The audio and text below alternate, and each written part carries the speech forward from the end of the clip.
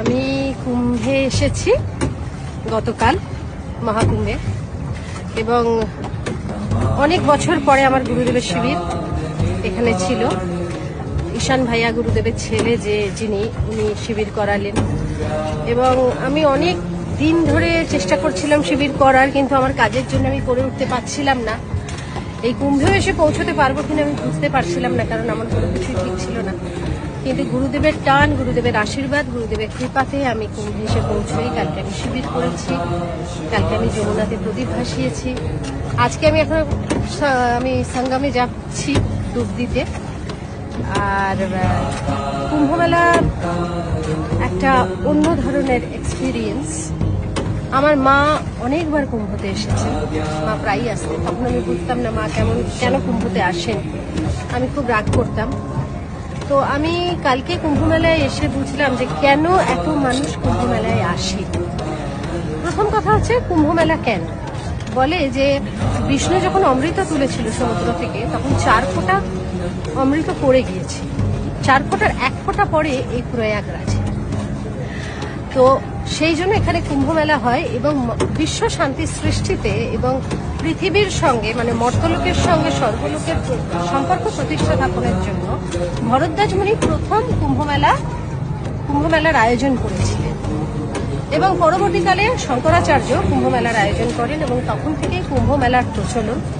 এবং কুম্ভ মেলাতে প্রচুর মানুষ আসেন যারা মনে করেন যে এখানে সঙ্গমে ডুবকি লাগালে, ডুব দিলে অমৃত লাভ হয়, এবং অমৃত কুম্ভের উদ্দেশ্যেই মানুষ এখানে আসে। এবং এলে বোঝা যায় যে এখানে একটা অন্যরকমের ভাইবস কাজ করে। হ্যাঁ, অনেক রকমের প্রতিবন্ধকতা আছে। অন্য জায়গায় গেলে আমরা যে কমফর্ট পাই, বিশেষ করে এইটা 144 বছর, 3, 6, 12, 144 বছর এই অনুযায়ী কুম্ভ মেলা হয়। এই 144 বছরের যে কুম্ভ মেলাটা, সেটা তো মানুষের 2 জন্ম পরপর আসে, আর যেহেতু আগের জন্মের কথা আমরা কেউ মনে করতে পারি না, সুতরাং এই কুম্ভটায় মারাত্মক ভিড়, এবং ভিড় মানে প্রচন্ড ভিড়। প্রচুর মানুষ আসছেন, প্রচুর রেস্ট্রিকশনস করে দিয়েছে, সেই পরিমাণ ভেহিকেলস নেই এখানে। প্রচুর মানুষ হাঁটছেন রাস্তা দিয়ে, এবং মানুষরা যেখানে সেখানে শুয়ে আছেন, কিছু করার নেই। প্রশাসন খুবই অ্যাক্টিভ, পুলিশ দারুণ কাজ করছে, ব্যবস্থাপনার কোনো ত্রুটি নেই। কিন্তু ওভার ক্রাউডেড হয়ে গেলে যা সমস্যা হয় তাই সমস্যা হচ্ছে। এবং যখন কোনো জায়গার ডিমান্ড বেশি হয়, তখন তো সেখানে টাকার একটা ডিমান্ড সাংঘাতিক জায়গায় যায়, সেটাও আছে এখানে। সেই জন্য হয়তো অনেক অসুবিধে পড়ছেন। বিশেষত হচ্ছে যে মুশকিল যেটা হচ্ছে যে এত মানুষ আসছেন, তাদেরকে যেহেতু প্রপার ভেহিকেলস এখানে বন্ধ করে রেখেছে, কারণ এত জ্যাম হয়ে যাচ্ছে, এত ভিড় হয়ে যাচ্ছে, এত শয়ে গাড়ি আটকে যাচ্ছে, প্রশাসনেরও কিছু করার নেই। সেই জন্য মানুষকে প্রচুর হাঁটতে হচ্ছে, এবং কোনো রকম যানবাহন ছাড়াই যাতায়াত করতে হচ্ছে। এটা একটা সমস্যা হয়ে আছে।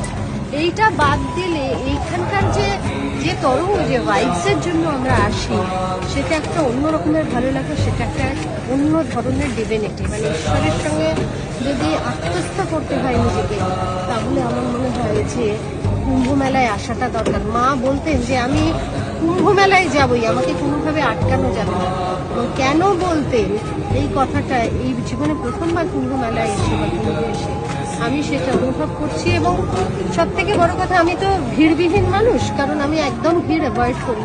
কিন্তু এত মানুষের ভিড়ে, এত মানুষের মধ্যে আমি হাঁটাচলা করছি, এত মানুষকে দেখছি, লাখে লাখে মানুষ, এত লাখ লাখ মানুষ এখানে এসেছে। মানে এই যে মানুষ জড়ো হয়েছে, এবং প্রত্যেকেরই উদ্দেশ্য হচ্ছে ঈশ্বরের সঙ্গে সম্পর্ক স্থাপন করা। মানে পুনরাপি জননম পুনরাপি মরণ, এই যে জন্ম মৃত্যুর চক্র থেকে, মানে জন্ম মৃত্যুর যে চক্র, তা থেকে মুক্ত হওয়ার জন্যই কুম্ভ মেলায় ডুবকি লাগাতেছে। তো এত মানুষ এসেছেন, তারা সবাই চান ঈশ্বরের সঙ্গে সম্পর্ক প্রতিস্থাপন করতে এবং মুক্তির উদ্দেশ্যে। আপনারা প্রত্যেকে ভালো থাকুন, আনন্দে থাকুন।